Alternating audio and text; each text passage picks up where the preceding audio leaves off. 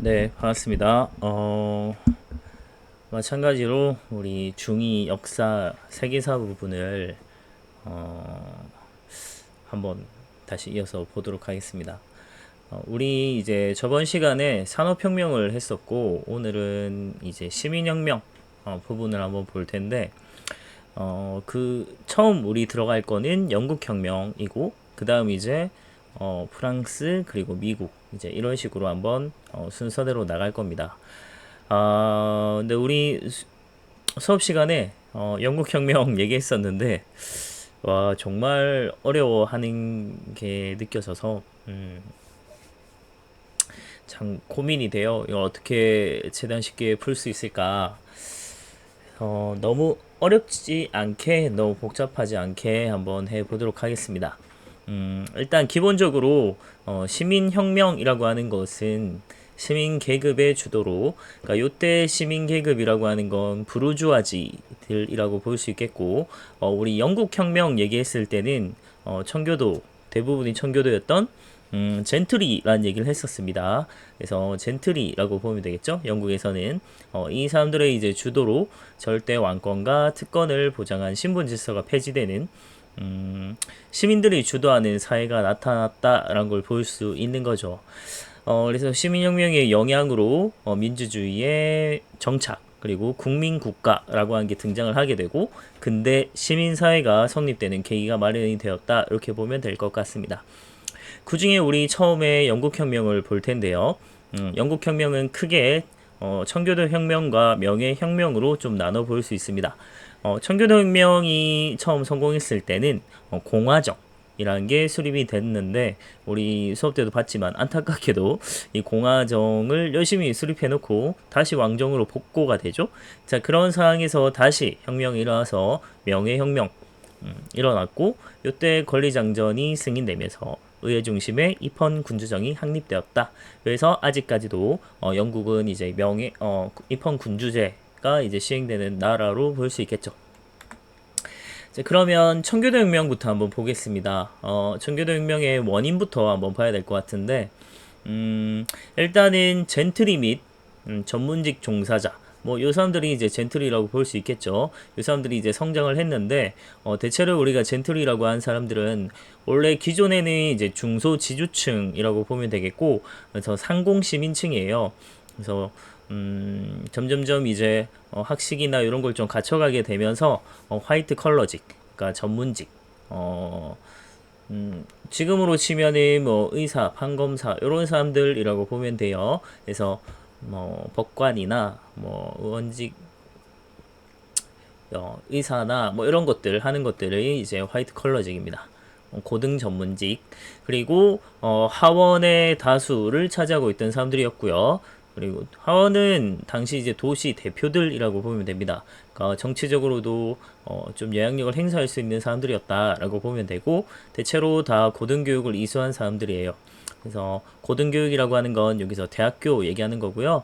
요 사람들이 대체로 다 청교도였습니다. 그래서 이제 청교도 혁명이라고 얘기를 하는 거죠. 이 사람들이 이제 왕이 마음대로 이제 전제 정치, 마음대로 정치하는 걸 되게 비판을 하던 세력이라고 보면 됩니다.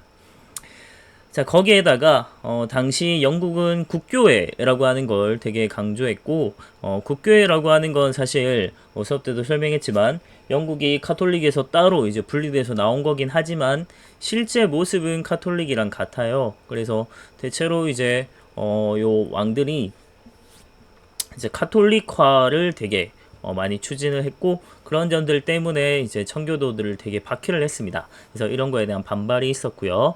대표적으로 또 스코틀랜드에서 신교도들이 이제 칼뱅파 신교도들이 이제 장로교 도들이었는데 요 사람들이 이제 이 박해를 견디다 못해 결국 반란을 일으키기도 해요. 그래서 요거 진압하기 위한 전비, 그러니까 전쟁 비용을 마련하기 위해서 의회를 소집했으나 요때 찰스 1세 때인데요. 요 사람이 막 그 의회 여니까 의원들이 막 왕의 전제 정치 막 비판하고 이러니까 의회를 강제로 해산시켜 버려요. 그리고 한 11년 동안 열지 않는 그런 상황이 나타나기도 하죠.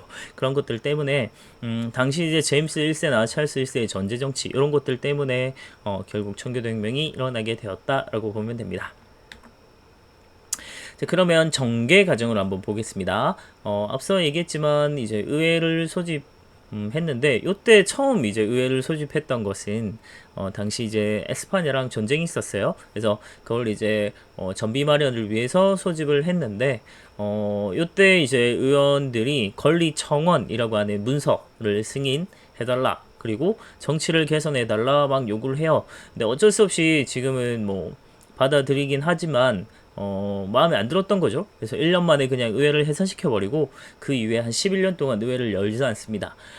제가 수업 때도 얘기했지만 영국은 의회주의가 의회에 의한 이제 정치가 굉장히 오랫동안 이제 이어지던 중세 때부터 이제 모범 의회라고 하는 게 전통이 있었어요. 그런 전통을 아주 오랫동안 가져왔던 나라라서 그런 나라에서 의회를 해산한다는 것은 아주 충격적인 사건인 거죠. 근데 11년 동안 열지 않았다고 하니까 왕이 엄청난 폭정이었다라고 볼 수 있습니다. 자, 그런 상황에서 앞서 얘기했지만 또 스코틀랜드 장로교도들이 결국 반란을 일으켰고 이걸 또 전비 마련을 하기 위해서 어쩔 수 없이 의회 소집을 합니다. 왕의 입장에서 얘기하는 거예요. 그러니까 또 정치 개선을 요구해요. 막 그러니까 또 듣기 싫어 의회 해산. 이런 상황입니다. 예, 이런 와중에 갈등이 점점점 커지면서 결국은 왕당파, 왕을 중심으로 한 보수 귀족들, 그러니까 대체로 당시 중세 귀족들이라고 하면 기사들이라고 보면 돼요. 기사들, 중세 기사들 중심이 된 왕당파하고 그리고 시민군이 중심이 된 의회파가 결국 내전, 그러니까 안에서 자기들끼리 싸웠다는 얘기입니다. 그래서 내전이 일어나게 됐는데 처음엔 당연히 전쟁 경험이 많은 기사들이 훨씬 잘 싸웠겠죠. 근데 갑자기 의회파에 아주 그 당시로서는 불세출의 영웅일 것 같은데 말도 안 되는 사람이 등장합니다. 그 사람이 바로 올리버 크로멜이었고 이 사람이 막 갑자기 엄청나게 승리를 하더니 결국은 다 몰아내고 크로멜이 승리하게 됩니다. 그러면서 청교도 혁명은 성공을 하게 됐고요. 당시 왕이었던 찰스 1세는 화이트홀 궁 앞 광장에서 기요틴 단두대에 의해서 공개 처형이 됩니다.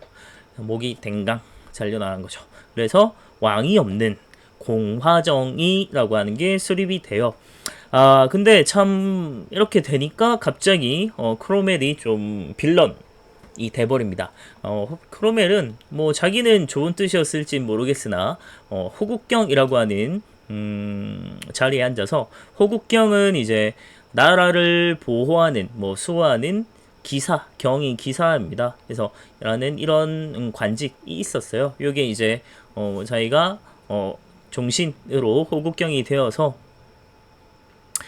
약간 독재를 하는 상황이 나타납니다. 그리고 공포정치 하게 반대파를 굉장히 많이 숙청을 했고요.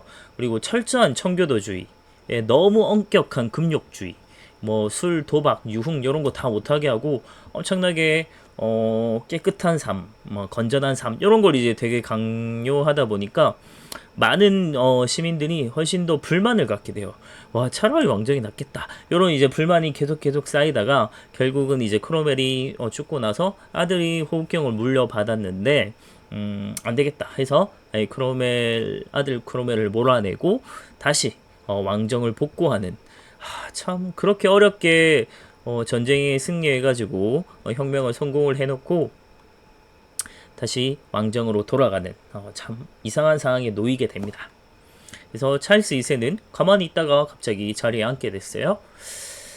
권리청원 한번 보겠습니다. 권리청원은 Petition of Rights라고 해서 의회의 동의 없이 어떤 기부금, 차입금, 세금 등의 납부가 강제되어서는 안 된다 이런 게 있고요. 자유인은 누구나 합당한 이유 없이 구속해서는 안 된다. 그리고 병사를 민간의 주인의 동의 없이 숙박시켜서는 안 된다. 그리고 민간인에게 군법을 적용해서는 안 된다. 이런 거예요. 나중에 이제 권리 장전하고 좀 비교를 해 볼 수 있을 것 같은데 권리 청원은 아무래도 뭐 이거 안 돼요 이런 식으로 약간 좀 청하는, 진짜 요청하는 이런 느낌인데, 권리 장전 같은 경우는 훨씬 더 이제 법에 의해서 강제한다는 느낌이 좀 드러나요. 그래서 그건 우리 수업 때 비교해 봤으니까 한번 보면 될 거고. 자, 그 찰스 2세는 조용히 그냥 지나갔고요. 제임스 2세가 좀 문제였는데 제임스 2세가 아주 철저한 카톨릭주의자였고, 그래서 스코틀랜드 진압을 위한 상비군을 모집하기도 하고, 또 카톨릭계 막 인사를 대거 등용하면서 너무 카톨릭화를 하고 청교도를 막 박해하고 이런 것들이 많았어요, 신교도들을. 근데 그런 점에서 결국은 또 의회랑 이제 좀 부딪히게 됐고, 당시 이제 제임스 2세의 딸이 메리 2세인데, 이 메리 2세가 네덜란드 이제 신교 국가를 통치하고 있는 윌리엄 3세 오렌지공하고 결혼한 사이였어요. 그래서 의회에서는 제임스 2세를 폐위하겠다라고 선언을 한 다음에 메리 2세와 윌리엄 3세를 초청을 합니다. 이 사람들이 신교 이제 사람들이기 때문에 신교 국가로 좀 만들려고 한 것이죠. 신교도들을 이제 최대한 박해는 하지 않으려고 그렇게 한 것 같습니다. 그래서 실제로 메리 2세와 윌리엄 3세가 군대를 끌고 이제 쳐들어와요. 그래서 런던으로 진격을 하게 되는데, 제임스 2세가 와, 좀 얼마나 그런지 단 한 번도 싸우지 않고 바로 도망가 버립니다. 빤스런 해버려요. 그래서 전쟁 한 번 하지 않고, 그러니까 피 한 번 흘리지 않고 그대로 성에 이제 입성했다. 그래서 무혈 입성이라고 얘기를 하고요. 그래서 이제 피 한 방울 흘리지 않는 혁명이라고 해서 뭐 글로리어스 혁명, 명예혁명, 명예로운 혁명이다, 이렇게 하는 겁니다. 그래서 입성을 해서 공동왕으로 추대가 됐고요. 의회의 요구에 따라 건리 장전을 승인하게 되면서 입헌 군주제가 나타나요. 확립이 돼요. 그래서 아주 유명한 말이죠. 왕은 군림하나 통치하지 않는다라고 하는 입헌 군주제의 전통이 이때부터 쭉 이어지고 있는 거죠. 별거 아니죠, 생각보다. 오늘 간단하게 이렇게만 보겠습니다.